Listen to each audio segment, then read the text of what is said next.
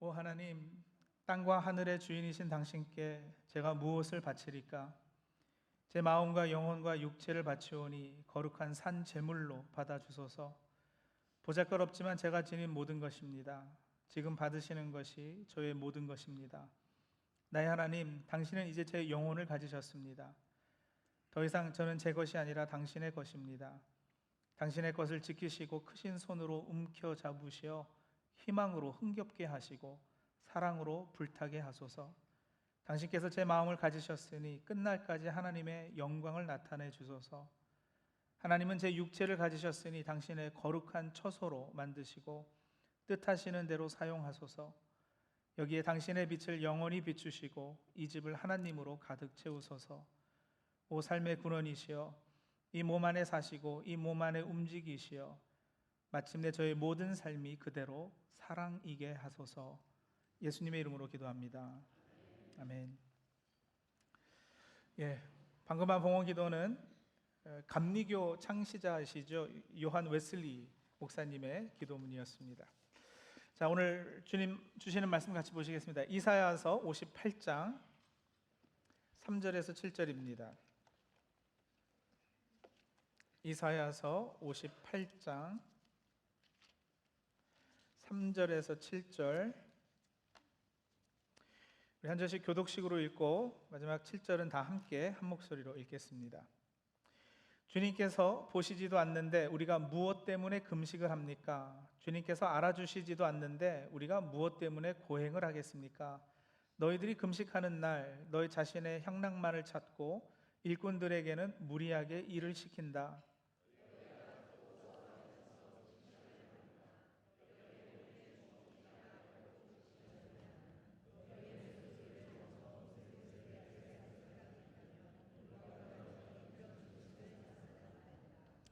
이것이 어찌 내가 기뻐하는 금식이겠느냐? 이것이 어찌 사람이 통회하며 괴로워하는 날이 되겠느냐? 머리를 갈대처럼 숙이고 굵은 배와 재를 깔고 앉는다고 해서 어찌 이것을 금식이라고 하겠으며 주님께서 너희를 기쁘게 반기실 날이라고 할 수 있겠느냐? 내가 기뻐하는 금식은 부당한 결박을 풀어주는 것, 멍에의 줄을 끌어주는 것, 압제받는 사람을 놓아주는 것, 모든 멍에를 꺾어버리는 것, 바로 이런 것들이 아니냐. 우리 한 목소리 읽습니다. 또한 굶주린 사람에게 너의 먹거리를 나누어 주는 것, 떠도는 불쌍한 사람을 집에 맞아들이는 것이 아니겠느냐. 헐벗은 사람을 보았을 때에 그에게 옷을 입혀주는 것, 너의 골육을 피하여 숨지 않는 것이 아니겠느냐. 아멘. 금식 기도는 말 그대로 의도적으로 또 의식적으로 음식을 섭취하지 않으며 하는 기도를 뜻합니다. 금식함은 기도에 전념하기 위한 한 가지 방법입니다. 기도의 제일 되는 목적은 하나님과 깊은 사귐과 소통이지 않습니까? 금식하며 기도하는 것은 1차적으로 하나님과 조금 더 친해지기 위해서이죠. 금식은 깊은 사귐을 위한 좋은 도구가 됩니다. 그렇기에 이 금식 기도에 있어서 초점과 방점은 금식 그 자체가 아니라 기도여야 합니다. 기도의 목적을 내가 바라고 소원하는 그 무엇인가를 얻는 방편으로만 잘못 알고 있다면, 혹은 어떤 급한 일이 있어서 그 일을 해결해야 하는 긴급한 상황을 잘 벗어나게 해주는 수단으로만 알고 있다면, 식음을 전폐한 극한의 행위를 통해 하나님을, 협박까지는 아니더라도 하나님을 설득하려 들기도 할 겁니다. 안타깝게도 우리 한국교회에서의 금식 기도는 하나님과의 사귐을 위한 금식하며 기도하는 것보다는 일종의 단식 투쟁의 이미지가 더 강합니다. 사귐의 기도책에서 바로 그 지적을 김용보 목사님께서 하시거든요. 한국교회 기도가 매우 투쟁적이다라고 하시면서 금식 기도도 하나님 앞에서 단식 투쟁이 되어 하나님을 더욱 강력하게 몰아붙이는 방편이 되었다고 적으셨습니다. 사람이 주로 어떤 상황에서 금식 기도하는지를 보면 이 사실이 확인이 되는데, 그렇지 않습니까? 주로 사업의 위기가 닥치거나 자식에게 문제가 생기거나 질병에 걸리거나 하는 주로 삶의 위기 순간에 하나님의 뜻을 돌이키는 유효한 수단으로 금식을 생각하고 있다는 거죠. 그리고 적지 않은 사람들이 금식으로 위기를 이겨낸 무용담을 자랑하고 다닌다고 하셨어요. 이 외에도 제가 그동안 많이 들어온 금식 기도에 대한 가르침 중에 참 많이 안타까웠던 것은, 금식 기도하면 있을 수도 있는 부수적인 유익들 때문에, 사실은 있을 수도 있지만 없을 수도 있는데 꼭 있을 거라고 배워온 것들이 있거든요. 그래서 금식 기도의 우선되는 목적과 유익이 아닌 부수적인 것들을 더 강조하고 제일 순위에 두는 잘못을 하는 것을 봐왔습니다. 금식 기도 관련 어떤 가르침들을 주로 우리가 접했느냐면, 실제로 제가 실명을 밝히진 않겠습니다만 한국의 어떤 목사님께서 금식에 관해 쓴 글을 그분께서 쓰신 그대로 한번 제가 읽어드릴게요. 금식하면 첫 번째, 능력 있는 믿음을 얻게 된다. 각종 은사를 받아 능력 있는 주의 종이 된다. 두 번째, 교회 부흥의 계기가 된다. 세 번째, 체험적 신앙을 얻게 된다. 네 번째, 축복받는 가정이 된다. 다섯 번째, 물질의 복이 따른다. 여섯 번째, 건강에 유익이 있다. 몸 안에 있는 노폐물이 금식기도 하는 동안 소변을 통해서 완전히 다 빠져나가 신진대사가 원만해지고 완전히 새로운 사람, 건강한 사람이 된다. 모든 병만은 물러가고 완전히 건강한 삶을 살게 된다. 일곱 번째, 정신이 건강해진다. 대단하죠? 금식하면 모든 병마가 물러가고 완전히 건강한 삶을 살게 된다는 거예요. 이 목사님에 의하면 금식은 만병통치약이에요. 또 교회 부흥의 원인이고요, 가정이 복받고 부자도 된다고 하세요. 그리고 또 금식 기도하면 어떤 기도든 다 응답받는다는 주장을 하시는 분도 계시고, 그 어떤 기도보다도 금식 기도하면 응답이 빠르다는 분도 계셔요. 밥도 안 먹고 목숨 걸고 죽기를 작정하고 기도하는데 하나님이 빨리 응답 안 해주시면 그 사람 죽지 않겠느냐, 그런데 하나님이 기도하는 사람 죽이기가 하시겠느냐, 그러니까 응답이 빨리 온다는 논리예요. 근데 문제는 여러분, 이런 약속들은 성경의 뒷받침을 받지 못하고 있다는 거예요. 성경의 기록에 따르면 금식 기도를 해서 기대한 응답을 받은 경우도 물론 있지만 그렇지 않은 예도 얼마든지 있거든요. 예를 들어서 사무엘하 12장에 보면 다윗이 금식하며 기도한 적이 있었어요. 우리아의 아내 밧세바와 간통에 낳은 아이가 병에 걸려서 죽게 됩니다. 그래서 다윗이 금식하면서 기도해요. 근데 여러분, 결국 그 아이 어떻게 되었어요? 죽어요. 금식하고 매달려도 하나님의 뜻을 바꿀 수 없는 경우도 분명히 있는 거 우리가 본단 말이죠. 금식하면 어떤 기도든 다 응답받고 신속하게 응답받는다고 주장하는, 그것이 사실이라면 여러분, 기도하는 사람이 주권자인 것이지 하나님이 주권자가 되시진 않는 거예요. 기도 응답은 하나님의 자비하심으로 말미암아 하나님의 뜻에 따라 받게 되는 것이지 인간의 고행으로 하나님을 몰아붙이거나 하나님의 의지를 좌우할 수는 없는 겁니다. 물론 금식 기도를 할 때 얻어지는 부수적인 유익들이 있지요. 그리고 우리가 살면서 여러분, 급할 때, 위기를 맞았을 때, 죽게 되었을 때 우리는 금식하고 기도합니다. 우리가 그런 극한 상황에서 하나님께 매달리고 하나님께 살려달라고 외치지 않으면 누구한테 하겠어요? 금식은 전적으로 하나님이 우리 삶의 주권자이심을 인정해 드리는 표현이니까요. 하나님 외에는 소망이 없음을 아주 극단적으로 표현하는 것이니까요. 하지만 여전히 금식 기도의 제일 되는 목적은 하나님과의 사귐입니다. 보십시오. 성경에서 금식은 무엇보다 주로 죄를 회개함과 관련이 있는데, 개인이나 공동체, 나라의 죄를 회개하고 하나님과의 관계를 바로 세우기 위한 것이었어요. 너무도 많은 예가 있게 다 찾아볼 수는 없지만 몇 구절만 한번 우리 같이 읽을게요. 느헤미야 9장 1절과 2절입니다. 느헤미야 9장 1절 2절 우리 스크린에 나와 있는데 우리 한번 같이 한 목소리 읽겠습니다. 그달 24일에 이스라엘 자손이 다 모여서 금식하면서 굵은 배 옷을 입고 먼지를 뒤집어 썼다. 이스라엘 자손은 모든 이방 사람과 관계를 끊었다.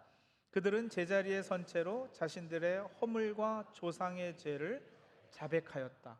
금식은 이 하나님 앞에 죄를 고백하고 회개하는 아주 전형적인 모습 중에 하나였던 것이죠. 사사기 20장 26절도 같이 있습니다. 그러자 온 이스라엘 자손은 베델로 올라가서 주님 앞에서 목 놓아 울었다. 그들은 거기에 앉아서 날이 저물도록 금식하고 주님께 화목제와 번제를 드리고. 마찬가지예요. 한 구절 더 볼게요. 사무엘상 7장 6절 같이 읽습니다. 그들은 미스바에 모여서 물을 길어다가 그것을 제물로 삼아 주님 앞에 쏟아붓고 그날 종일 금식하였다. 그리고 거기에서 우리가 주님을 거역하여 죄를 지었습니다 하고 고백하였다. 미스바는 사무엘이 이스라엘 자손 사이의 다툼을 중재하던 곳이다. 직접적인 죄를 회개했다는 언급 없이 모세가 십계명 받기 전에도 사실 금식했고요. 개인의 억울함과 간절한 소망을 품고 기도할 때도 금식한 예가 없지는 않아요. 있어요. 그러나 그 모든 경우도 하나님 앞에 자신을 정결케 하고 자신의 연약함을 인정하며 겸비함을 보이는 과정으로 금식하였거든요. 오늘 본문 이사야서 58장도 보시면 5절에 금식에 관해 말씀하시면서 머리를 갈대처럼 숙이고 굵은 배와 재를 깔고 앉는다 하였어요. 역시 죄를 회개할 때 하는 전형적인 모습이에요.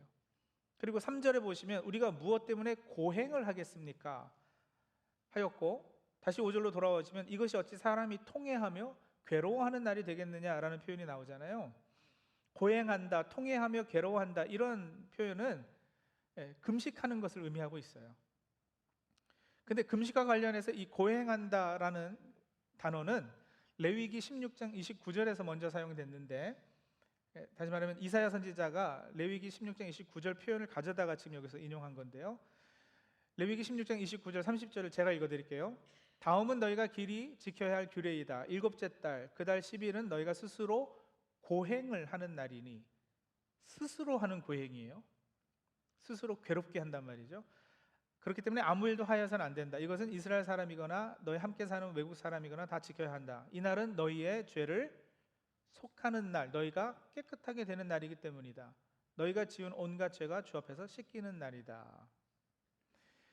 자, 이 말씀의 문맥이 뭐냐면 레위기 16장 1절 위에 제목을 보면 속죄일 이렇게 되어 있어요. 들어보셨을 거예요. 욤키포라고. 속죄일이에요. 1년에 하루 대제사장이 백성의 죄를 속하려고 피를 들고 지성소로 들어가는 바로 그날이요. 그날 대제사장이 지성소에 그렇게 들어가지만 백성 너희들은 스스로 괴롭혀라. 자신을 고행하라. 즉 금식하라는 거예요. 의심의 여지 없이 금식은 여러분 이렇게 속죄함, 회개함과 관련 있음을 우리가 알 수 있어요. 근데 이제 이 고행하다라는 단어를요, 영어 성경은 afflict your soul이라고 많이 번역했고요, humble your soul 혹은 deny yourself 이렇게 다양하게 번역했는데 공통된 건 뭐냐면은 이게 재밌는 부분인데요. 금식을 하면 여러분 몸이 괴롭잖아요. 그렇죠? 며칠 밥 안 먹어 보세요. 배가 고프니까 몸이 괴로운 거라고요.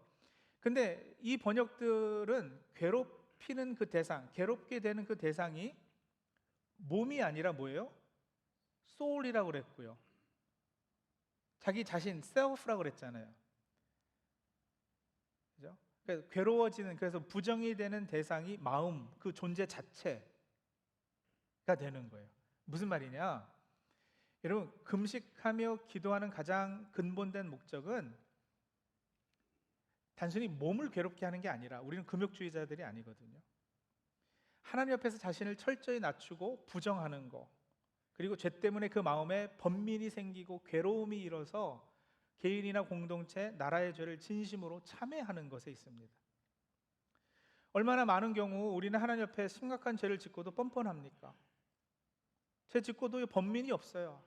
아프지 않고 괴로움이 없어서 그 심령이 상하지 않습니다. 근데 여러분, 그런 상태라면 그거는 양심에 화인 맞은 거예요. 죄에 무감각해진 겁니다. 성도가 죄에 무감각해진 상태에 있다는 것은 이미 하나님과의 사귐에 큰 문제가 생긴 것의 증명이기도 하거든요. 오해는 없으시기 바라요. 예수 그리스도의 십자가 은혜로 우리가 구원받고 하나님께서 우리 아버지가 되시고 우리는 그분의 자녀가 된 그 아버지 자녀 그 관계는, 로마서의 바울 선생님은 이렇게 말씀하셨어요. 죽음도 삶도 천사들도 현재일도 장래일도 그 밖에 어떤 피조물도 끊을 수 없다고 말씀하셨어요. 하지만 우리가 짓는 죄는 하나님과의 사귐을 끊을 수 있어요. 그러니까 좀 구분하셔야지 돼요. 관계하고 사귐을요. 예를 들어서 제가 부모님에게 어떤 잘못을 저질러서 부모님 집에서 쫓겨나더라도 부모 자식의 그 혈육 관계는 끊어질 수 없는 거 아니겠어요? 그 사실은 변함이 없어요. 하지만 부모님과 몇 년이고 연락 없이 지낼 수는 있어요. 그렇죠? 마찬가지로 하나님과 우리의 사이에 있어서 그 어떤 것으로도 관계는 절대 끊어지지 않지만 죄가 있으면 사귐은 얼마든지 어려워질 수 있는 겁니다. 그렇기에 우리 마음이 무뎌지고 죄에 무감각해지지 않도록 스스로 고행하라, 마음을 괴롭게 하라는 금식을 명하고 있는 거예요. 금식 기도는 이렇게 다른 어떤 것보다도 먼저 하나님 앞에서 나의 위치 확인을 도와주고요, 자신을 부정하게 하고 죄를 슬퍼하고 참회하는 마음을 가지게 해주는 역할을 함으로써 하나님과 다시 깊은 사귐이 가능하게 해줍니다.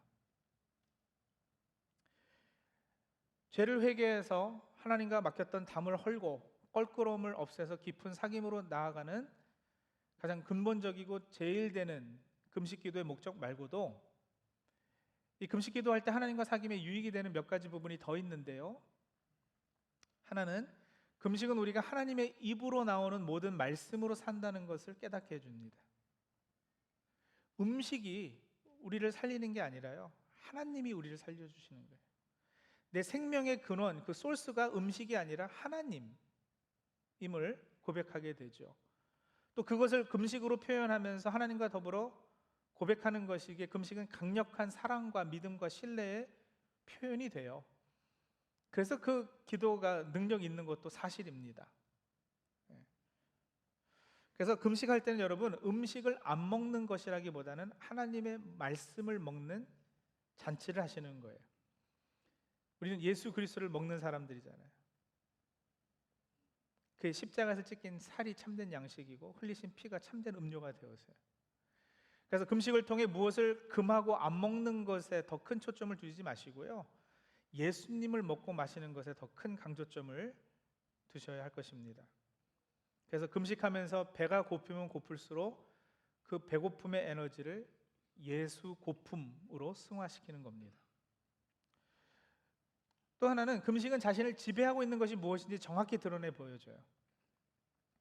금식은 기도에 전념하려고 일부러 식사하지 않는 것인데, 여러분 현대에서는요, 음식뿐 아니라 건강상의 이유로 음식을 끊지 못하는 분들도 계시잖아요. 약도 드셔야지 되고.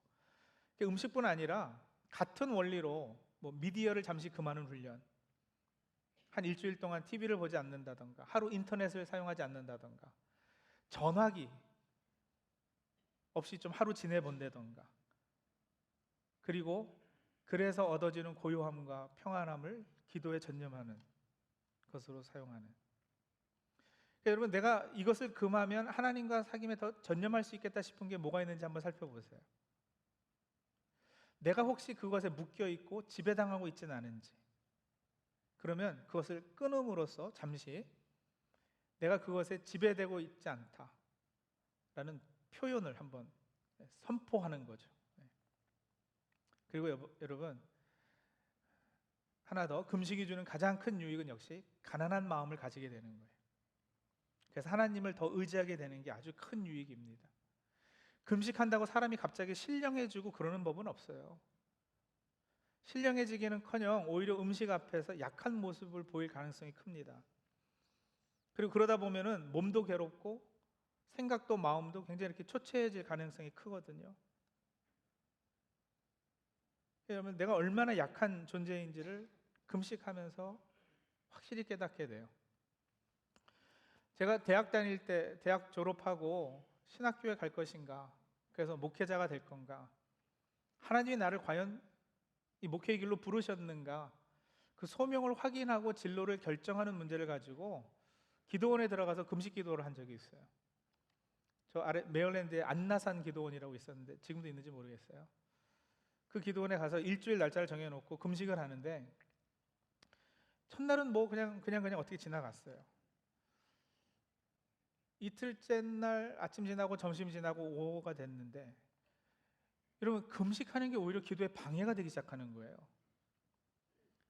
기도를 못 하겠어요. 자꾸 눈만 감으면 음식이 떠오르요. 이거 금식 기도 끝나고 뭐 먹어야지.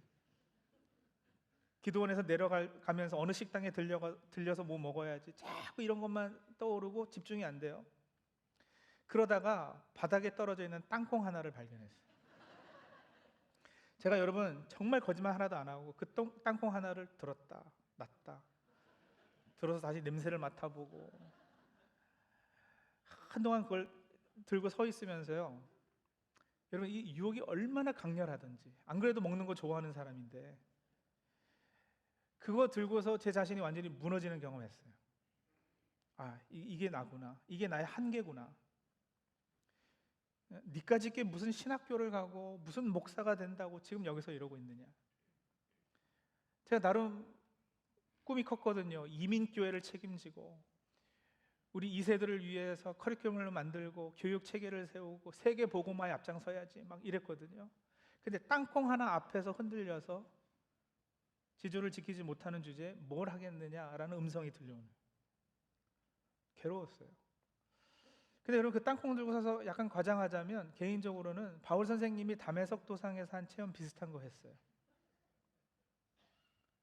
왜냐면 얼마나 괴로웠는지 마음이 가난해지고 심령이 깨져서 이거 나는 못하는 거구나, 나는 할 수 없다. 내 자신이 부정이 됐죠. 그리고 여러분, 지나고 보니까 그게 은혜인 거예요. 왜냐면 금식 제대로 했거든요. 오늘 본문에서도 말하는 통회하며 괴로워함이 있었어요. 내 자신이 부인이 되니까 겸손의 제자리를 찾을 수 있었어요. 그리고 그게 신학하는 거, 목사로서의 소명 확인하는 것에 응답이 되었어요.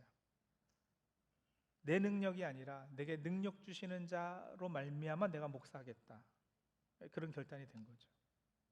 금식 기도는 이렇게 하나님을 꺾는 기도가 아니라 내가 꺾이는 기도입니다.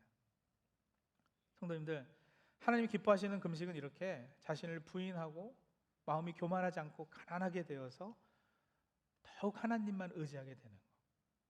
그거예요. 그 들었던 땅콩 제가 먹었을까요, 안 먹었을까요? 안 가르쳐 드리지롱. 자, 반대로 잘못된 금식은요, 금식하고 나서 내가 말이야 일주일이나 금식했어 라면서 뻐기고 자랑하고 자기 의로 만들곤 해요. 40일 금식하고 자기가 40일 금식했다고 말하고 다니는 순간 금식은 위선이 되고 마는 겁니다. 금식의 원래 의도와는 다른 자신의 영성이 이렇게 자만하게 되고 의가 강해지고 하나의 훈장이 되는, 마태복음에서는 다른 사람에게 보이려고 금식하지 말라고 그러셨잖아요. 얼굴을 일부러 흉하게 하고 슬픈 기색을 보이지 말라고. 그래서 금식할 때 오히려 머리에 기름을 바르고 얼굴을 씻어서 사람들이 모르게 하라고 예수님 말씀하셨어요. 그리고 또 금식하지 않은 다른 사람들 향해 교만해지기가 쉬워요. 나는 이렇게 금식도 하고 기도도 하는데 저 사람 교회도 잘 안 나오고 말이야. 쉽게 판단하고 영적 우월감을 느끼죠. 그건 잘못된 금식이에요. 그리고 여러분, 금식 기도를 자기의 의지력 테스트 정도로 삼거나 이왕 하는 거 다이어트 겸해서 할까 하는 마음도 피하시는 것이 좋습니다. 그게 금식 기도 목적이 아니잖아요. 뭐 어차피 굶는 거 이번에 아예 다이어트 한번 시작해 볼까 뭐 이러는 거. 무엇보다 금식 기도를 하시거든 여러분, 그 열매를 살피십시오. 어떤 열매들이요? 가난한 마음, 상한 심령이 되고 죄에 민감해져서 하나님 앞에 엎드리는 모습이 있는가? 내가 어떤 육적 욕구들에 매여서 지배당하고 있는지 그 실체를 보게 돼서 마음을 찢고 하나님 앞에 매달리게 되는가? 나는 밥만 먹고 사는 사람이 아니라 궁극적으로 하나님의 말씀으로 사는 사람인가 확인해서 감사로 하나님께 나가게 되는가? 이런 물음과 답을 하는 과정에서 영적으로 성숙해지고 하나님과 깊은 사귐의 열매가 있음과 더불어서 금식의 또 다른 확실한 열매, 여기까지 나아가지 않으면 제대로 된 금식이 아니라고 확언할 수 있는데요, 오늘 이사야서 58장 6절에 보시면 내가 기뻐하는 금식은 하시면서 하나님께서 이렇게 말씀하세요. 부당한 결박을 풀어주는 것, 멍에의 줄을 끌어주는 것, 압제받는 사람을 놓아주는 것, 모든 멍에를 꺾어버리는 것. 이어지는 7절에도 또한 굶주린 사람에게 너희 먹거리를 나누어 주는 것, 떠도는 불쌍한 사람을 집에 맞아들이는 것, 헐벗은 사람을 보았을 때 그에게 옷을 입혀주는 것, 너희 골육을 피하여 숨지 않는 것이라고 하셨어요. 하나님께서 기뻐하시는 금식은 하고 지금 이렇게 나열된 것은 서로 연결이 잘 안 되어 보이지 않으세요? 여기 어디 금식 기도하면 물질의 복을 받는다고 그러고 자식이 잘 된다고 그러고 기도 응답이 빠르겠다고 그러고 이런 약속은 아직은 없잖아요.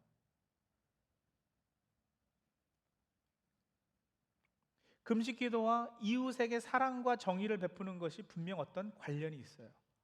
이게 무슨 얘기냐면요, 하나님과의 관계가 사귐이 깊어지고 원만해져서 그렇게 우리 육적 욕구를 잠재워서 하나님을 향한 열망을 키우니, 그래서 밥은 비우고 말씀으로 충만해지니 하나님의 마음으로 긍휼로 다른 사람을 돌아보게 된다는 거예요. 하나님과의 깊은 사귐은 결국 하나님의 마음과 관점에 대한 이해와 공감으로 이어질 수밖에 없기 때문에, 하지만 하나님과 합해지면 여러분, 하나님의 눈으로 세상을 보고 하나님의 마음으로 세상을 보게 되는 거잖아요. 그렇게 늘 언제나 예외 없이 이웃과 세상을 하나님 관점에서 제대로 보게 되는 거죠. 그러면 그분의 손과 발 되어서 세상을 향해 나가지 않을 수가 없는 거예요. 금식 기도의 가장 확실한 열매는 하나님 사랑과 이웃 사랑이에요. 그렇게 금식 기도를 훈련하고 실천하심으로 하나님을 더욱 사랑하시고 이웃을 더욱 사랑하게 되시는 저 우리 성도님들이 다 되시기를 바랍니다. 숙제 내드릴게요. 우리 매주 기도 하나씩 배우고 그것을 좀 한 번씩 실천하자고 숙제를 내드리는데, 이번 주는요, 하루 적합한 날을 정해서 금식하시는 거예요. 건강상의 문제로 음식을 금하는 것이 어려운 분들이 계시잖아요. 그런 분들은요, 아까 말씀드린 미디어나 인터넷이나 전화기나 혹은 사람 만나는 것을 금하거나, 내가 그거 없이는 참 힘들다 그래서 스스로 괴로워지는 고행을 자처하는 어떤 그것을 한번 해보시고요, 그러면서 기도에 전념하세요. 근데 그럼 하루 종일 기도를 어떻게 합니까? 하루 종일 앉아서 있을 것도 아닌데. 그래서 이전에 알려드린 침묵 기도, 묵상 기도, 또 기도문 기도, 이런 기도를 통해서 반나절이고 하루고 계속 좀 이렇게 기도에 힘쓰시는, 그렇게 기도하면서 여러분, 이 몸의 소리, 마음의 소리에 귀 기울여 보세요. 배고프다는 신호가 오면서 몸이 점점 괴로워질 거예요. 참기 힘들어질 거예요. 근데 그렇게 몸을 괴롭히는 것이 목적이 아니라 아까 전에도 말씀드렸죠. 그러면서 마음이 괴로워지는 것도 느끼시고요.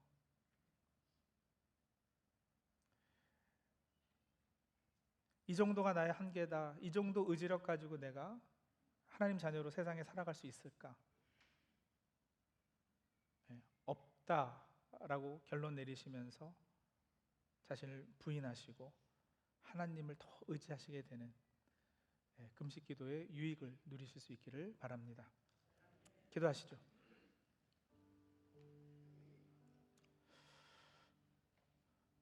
성도님들, 이번 설교 시리즈 통해서 매번 숙제를 드려요. 한 번씩 실천해 보자고, 훈련해 보자고. 침묵 기도 해보셨어요? 묵상 기도 해보셨어요?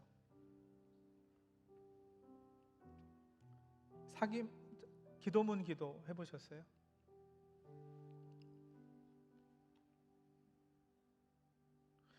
쇼핑하기 전에 드리는 기도문, 누구는 좀 프린트해서 카피해달라고 하실 줄 알았는데 아무도 없으셔요?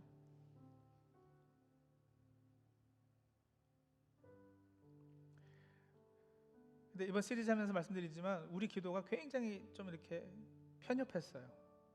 한 가지 기도만 가지고, 그냥 기도는 늘 그냥 내가 혼자 내 할 말 하고 하나님께 뭔가 간청하고 부탁드리고 그러는 걸로만 알았잖아요. 근데 기도의 제일 되는 목적은 사귐이에요. 그래서 꼭 한 번씩 실천해 보시기 바라고, 이번 주에는 금식 혹은 그 외에 내가 좀 끊어야 될 것들을 끊으면서 기도에 전념하는 시간들 다 가질 수 있기를 바랍니다. 하나님께서 기뻐하시는 금식을 통해 우리 기도가 깊어지게 하시고, 깊어진 기도를 통해 하나님과의 사귐이 깊어지게 하시고, 깊어진 사귐을 통해 우리 삶에 성숙한 신앙의 열매, 무엇보다 하나님 성품에 참여하는 사람들이 다 되게 해 주시옵소서. 그래서 하나님의 눈과 마음으로 세상을 보고 하나님의 손과 발이 되어서 맡겨주신 사명에 충성하는 주의 종들 다 되게 역사해 주시옵소서. 예수님의 이름으로 기도합니다. 아멘.